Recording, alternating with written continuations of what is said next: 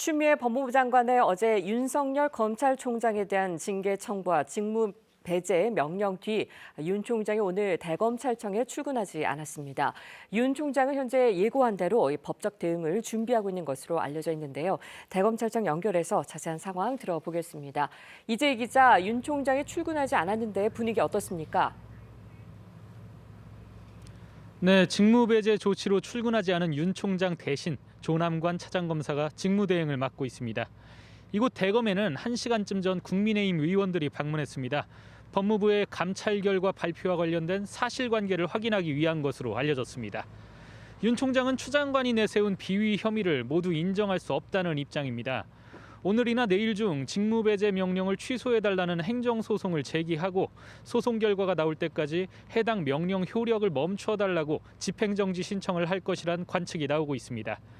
법무부도 곧 검사징계위원회를 소집하는 등 윤 총장에 대한 징계 심의 절차를 개시할 방침입니다. 검찰 내부망엔 추 장관의 총장 직무배제 조치를 비판하는 글이 이어지고 있습니다. 윤 총장의 혐의 중 이른바 판사 사찰 내용이 담긴 보고서를 보고받았다는 게 있는데 이 문서를 만들었다는 성상욱 고양지청 형사 2부장이 상세한 반박글을 올렸습니다. 성 부장검사는 당시 공소유지 만전을 위해 법조인 대관과 인터넷 검색을 토대로 참고 자료를 만들었다고 설명했습니다.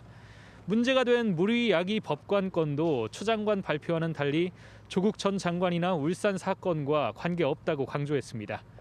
이 밖에도 김창진 부산지검 형사 1부장은 장관이 하명한 사건을 수사하면 압수수색 중 위법이 있어도 징계와 직무배제가 이루어지지 않고 정권의 이익이 되지 않는 사건을 수사하면 총장도 징계받고 직무배제될 수 있다는 분명한 시그널이라고 비판했습니다. 지금까지 대검찰청에서 KBS 뉴스 이재입니다.